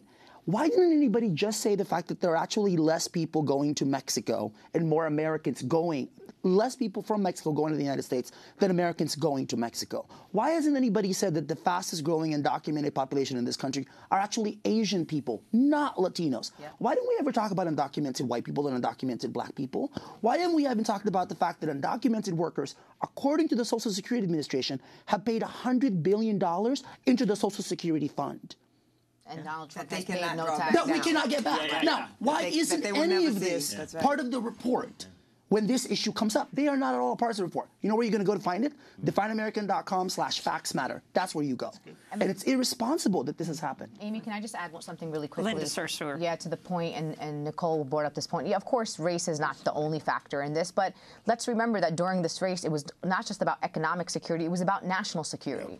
And we played on the fears of the American people about being protected from terrorism. We had over 2/3 of Americans who supported a ban on Muslims, which is unconstitutional, proposals about registering the Muslims. Let's be real here. We were playing on people's fears of Muslims in this country, and until everyone got outraged, it was when a white woman, we saw a video or heard a recording of Donald Trump speaking in inappropriate fashion or promoting sexual assault to a white woman, and everybody went up in arms. Even the Republican Party was like, not our daughters, not our mothers, but no one said anything when Mexicans were rapists, when we called black people thugs, black people were getting beat up in rallies, and we want to ban the Muslims, register the Muslims, surveil the mosques, patrol the mosques. Like, this national security was a big factor in this race, and they played on the fear of the American people when it comes to the U.S. national security. And why weren't we saying, I mean, this simple thing. John Nichols. Why weren't we saying that the first mosque in America was in North Dakota, in a small town, in a rural area? The fact of the matter... You come from rural Wisconsin. I come from a very rural... No, but what... We didn't, as a media, and a media system in this country, we didn't even try to clarify basic history. Yeah. Not of the moment, but the basic history of this country. And what happened to Muslim Americans is a big, big deal in this campaign. Not a massive population, but yet a population so demonized. And It is actually a massive population. How large is the Arab American Muslim at least 5 population? billion, but the thing that wasn't clarified, yeah, of course, it's 1/3 of Muslims are African American. That's number one. And yes, there may have been a first infrastructure in North Dakota, but there were Muslims who came, enslaved people on slave ships before this country was even called the United States. So the media has played a role in making Islam a foreign entity. We keep talking about Islam in the context of terrorism only, and I can only be a Muslim that you know this, Amy. What do you think about this terrorist attack? What's the Muslim community feeling? No one ever brought me on here to talk about anything else that's not me defending my faith on national television, and the media played a role in that. They made Donald Trump. They gave him free ad space. He didn't even need to raise a penny to be the next president of the United States, and now here we are in the situation that we're in. So let me just ask Li Fang, you wrote a piece, Donald Trump recruits corporate lobbyists to select his future administration. Can you explain who he has recruited? Well, Governor Chris Christie, who played a big role in helping Donald Trump win the Republican primaries, is leading the transition effort. And if you look closely at the transition effort... And just to say, of course, Chris Christie's 2 top aides were just criminally convicted on all counts around Bridgegate, the closing of the George Washington Bridge, to retaliate against a Democratic mayor, the mayor of Fort Lee, for not endorsing Chris Christie for governor. Yeah, I should add that the 2 reporters who helped break that story were just laid off last week, talking about the complete destruction of hard reporting in this country. But looking at the transition effort, Donald Trump constructed a very convenient, a very seductive political image, spending the last 2 years promising that he would reject lobbyist donations, that he would reject the support of super PACs, that he would drain the swamp and take on the political establishment. I mean, he said that from the very beginning in his closing ad that ran last weekend. He promised in that ad that his main goal would be to take on the political establishment and fight lobbyists. But if you look at his transition team, it's a massive effort run completely by corporate lobbyists. These are folks that represent the pharmaceutical industry, that represent Walt Disney, the energy advisor who's setting the Donald Trump energy policy and helping him select his appointees for the EPA and other agencies, is a Koch Industries lobbyist. These are folks that are deeply ingrained in the Washington establishment. They've been having weekly meetings at the law firm Baker Hostetler. They've had regular meetings with the Financial Services Roundtable, which is the trade association that represents J.P. Morgan, Goldman Sachs, and other large banks. There's a lot of evidence to suggest that rather than drain the political swamp in Washington, Donald Trump is perfectly merging into the kind of orthodox Republican campaigns and political power establishment that have defined the Republican Party for decades.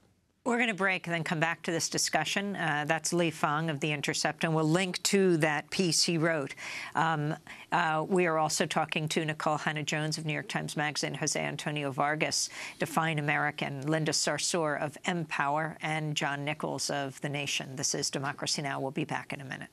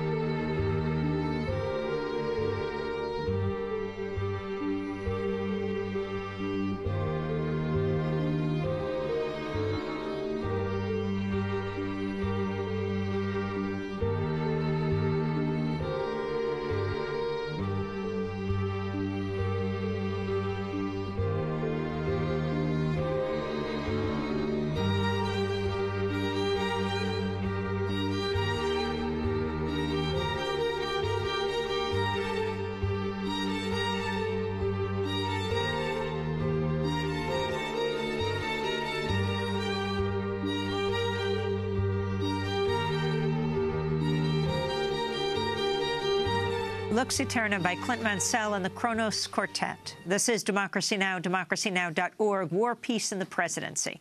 I'm Amy Goodman. According to the New York Times, Donald Trump's son, Donald Trump Jr., called Ohio Governor John Kasich's advisor, asking if the governor wanted to be the most powerful vice president in history, and promising Kasich, the Ohio governor, would be in charge of both domestic and foreign policy. This was over the summer, before the Republican National Convention. Donald Trump's son reportedly said that his father's role as president would be simply making America great again. Well, Kasich says he turned that offer down. But we're going to turn to the man who accepted the offer. He's the person who introduced Donald Trump last night at his victory party. The American people have spoken, and the American people have elected their new champion.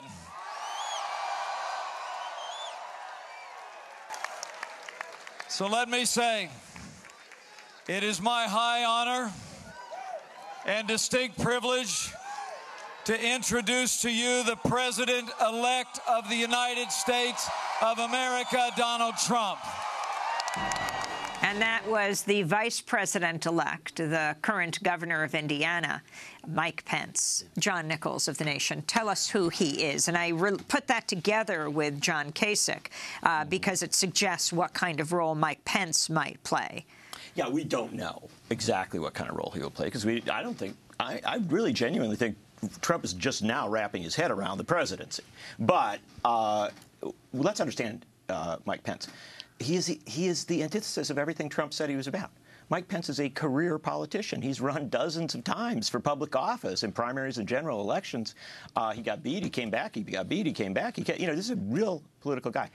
And he is he was for years a talk radio host, a right-wing talk radio host, funded and helped by many of the networks set up by the Koch brothers. He, as governor, understand that, and now as governor, when he became in as governor, viscerally anti-LGBTQ, right? I mean, really aggressively in the front of that. Aggressively anti-labor. Aggressively right-wing on his budgeting to such an extent that the roads in Indiana are a disaster. He was losing his re-election campaign in Indiana. Now he's popped up here. Why is he here? He is here for... Anti-woman. Oh, yes. I'm sorry. I was just doing the shorthand, and I apologize. And believe me, I've written about this guy a lot. You could go on for days. But this is the important thing. Why is he Vice President of the United States, coming in as Vice President of the United States? He was brought on to comfort the extreme right, the social extreme right. And he was brought on to comfort the corporate right. These are the two groups that he has been intimately involved in for decades. His role is to take the Republican platform, which I'm not sure Donald Trump has read, but the Republican platform, which is the most right-wing Republican platform in history and is very detailed, and to implement that. He has worked closely with Paul Ryan. He was a member of the House. He has worked closely with Mitch McConnell and other key players there. He will be the point man. And I want to warn you about something. And I don't know how to say this, except there may be moments where Donald Trump is the reasonable man in the room. Mm-hmm. Talk about Mike Pence and the legislation he signed off on amidst enormous opposition, even from the corporate community. Yeah. I mean, we're taking out tens of millions, hundreds of millions of dollars, the sports community, the anti-gay legislation. Yeah, we've had this, as marriage equality has come online, we have had this argument that somehow Christians who do not want to serve people who are gays and lesbians getting married, that somehow they're being discriminated against. And Pence moved through a law that in almost every sense said, yeah, that's cool. You go for that. It wasn't even, like you have an exemption. This was an aggressive piece of legislation. It caused a massive outcry from some of the more conservative corporate people in America, many of whom are in Indiana because it's a right-to-work state, it's a very pro-corporate state, and they said, well, hold it, this is too much. Pence himself was forced to back off to some extent on this. After just tremendous pressure that at the beginning he was willing to bear because of his... He was aggressive on this. Beliefs. But I want to emphasize, that got the publicity, If you were in Indiana, the next week it was something else. This guy, in his aggressive assault on public employees, public education, public services, what we talk about with Paul Ryan, and we find, some of us find deeply unsettling, Paul Ryan's close relationship with Wall Street, his determination. Of course, Paul Ryan comes from your state, Wisconsin. He does indeed, just down the road. But his close relationship with Wall Street and his passionate desire to implement a privatization agenda that is of great service to Wall Street, Mike Pence is the embodiment of that. And to the extent that Donald Trump is off doing whatever unsettling thing he is doing, leaving Mike Pence to do foreign policy as was suggest, or domestic policy, that's scary. Last month, Democracy Now's Nermeen Sheikh and I spoke to Columbia University law professor Catherine Franke, who directs the Center for Gender and Sexuality Law. She spoke about Governor Mike Pence and his record on reproductive rights and Planned Parenthood. As governor, he cut all of the funding to Planned Parenthood in the state of Indiana, and it resulted in the closing of all of their clinics. What resulted from that? Since these clinics did reproductive rights work, certainly, and family planning work, certainly, but they also did HIV testing and counseling. And as a result of the closing of the Planned Parenthood clinics, the HIV rate, infection rate, skyrocketed in Indiana. And this was all over the news. And so the anti-abortion crusade has a ripple effect much farther out beyond just the issue of abortion itself. And Catherine Franke, can you say a little about Tim Kaine, and in particular his Catholicism in the context of the positions he's taken, both on abortion and the death penalty? Yeah, it's such an interesting question. Both of these vice presidential candidates profess sincerely to be devout Christians. Mike Pence, evangelical Protestant, and Tim Kaine, a Catholic. I mean, Mike Pence famously said, I am a Christian, I'm a conservative, and I'm a Republican, in that order. In that order, that's right. And what I think we're seeing in these two candidates are two faces of Christianity in this country. One with Mike Pence, where Christianity is really being weaponized as a way to justify a range of discrimination, small-minded, mean, xenophobic thinking. And in the case of Tim Kaine, a different kind of Christianity, what I would call a more Catholic way, with a little c, of thinking faith and thinking a brotherly love, if you will, a Christianity of compassion, of care, of responsibility to those who are the weakest. You may remember that when he was in law school, he left for a year and went to Honduras to do volunteer work there. You know, if one of my students said they would like to do that at Columbia, I would welcome it, whether they were Catholic or not. But I think Tim Kaine's Catholicism runs very deep for him as out of a sense of responsibility and public service. And what I see in Mike Pence is the way in which religion passes as a justification for thinking the world in old-fashioned, perhaps ways that never existed before, but in narrow-minded ways and often hateful ways. And it's a real contrast between the two. Now, Kaine does say that in his own personal faith he's opposed to abortion, and he's also opposed to the death penalty. But he also says that as a public official, as an elected official, his obligation is to abide by the law and the Constitution. I don't see that from Mike Pence. That's Catherine Franke, Columbia University law professor. Linda Sarsour. I mean, I just wanted to bring to light, you know, as a person of faith and someone who is very unapologetically Muslim and very connected to faith, that faith played a role in this too. And I don't mean Donald Trump knows anything about God or even who God is, but the people that were voting for him, I mean, a huge Protestant evangelicals. I mean, for God's sakes, Jesus was a Palestinian, Jewish refugee. Jesus would not be proud of us right now. I don't think he'd be approving of Donald Trump at all. So I'm a little bit hurt by people who have supposedly the moral higher ground, and they believe in Jesus and what he stood for, and they put their vote on Donald Trump. There's just a contradiction there that is really unsettling. Ben Jealous, the former head of the NAACP, tweeted 9/11, 11/9. 2 days the world changed, each for the worse. It's time to truly pull together across every difference and build a better U.S.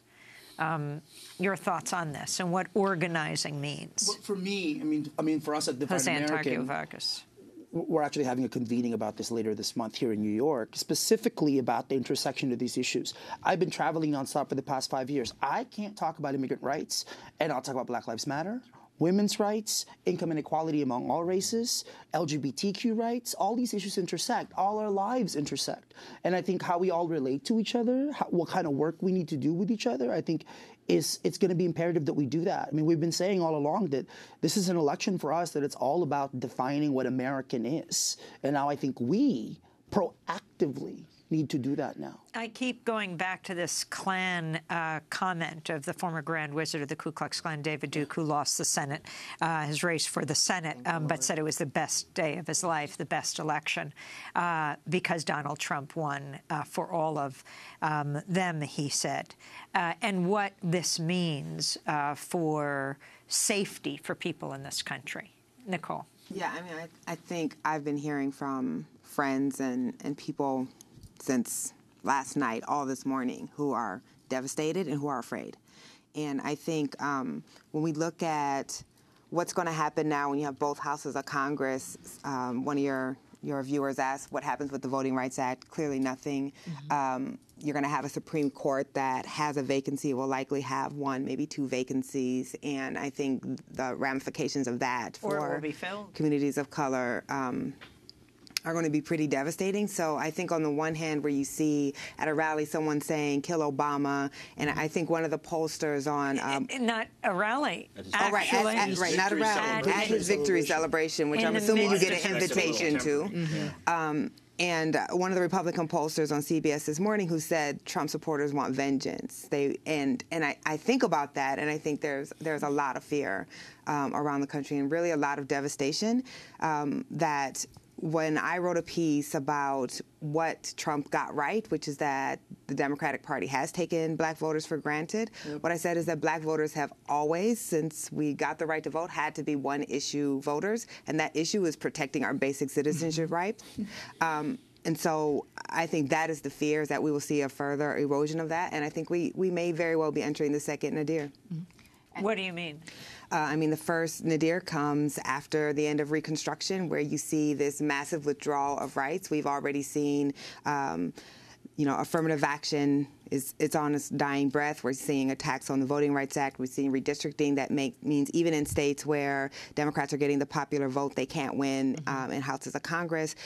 We've seen the resegregation of American schools, and now we're seeing a Supreme Court that likely is going to solidify that retrenchment of rights. So I think it's a very scary period for a lot of people. And we have not talked a lot about foreign policy in this whole discussion. I'm not going to take us down that road, but I will suggest to you that if you look at the history of this country, in moments where we have moved into frightening foreign policy developments, as to some extent Ben Jealous was referencing with his two numbers there, that is a moment where civil rights, civil liberties become even more assaulted. Absolutely. And Donald Trump, I will point out, through this entire campaign, has said things as regards foreign policy, foreign interventions, nuclear weapons that suggest a great likelihood that we could have a moment of that sort that jars and shakes this country in fundamental ways, and then we bring it back home with assaults on civil rights, civil liberties, and the press possibly. The press. Well, he doesn't like the press very much. Right. And I just want to circle it around and say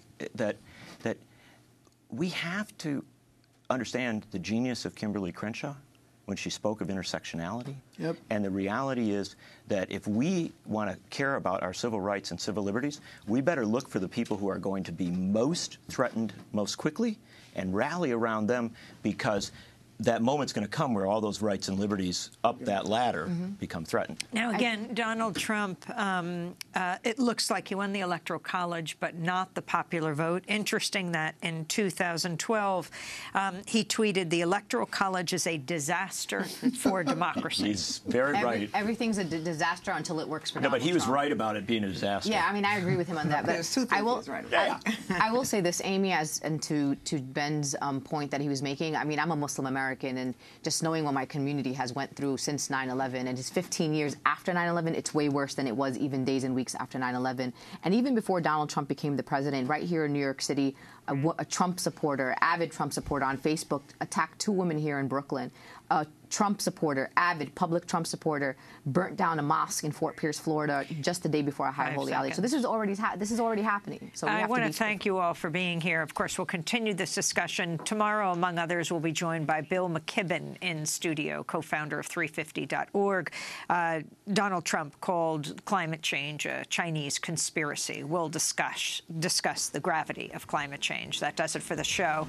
Thanks to John Nichols, Jose Antonio Vargas, Nicole Hannah-Jones, and Lee Fang, as well as Linda Sarsour. And thanks to our remarkable team that made this all happen, to Mike Burke, Nermeen Sheikh, Dina Guzder, Carla Wills, Laura Gottesdiener, Sam Alcoff, Robbie Karen. I'm Amy Goodman.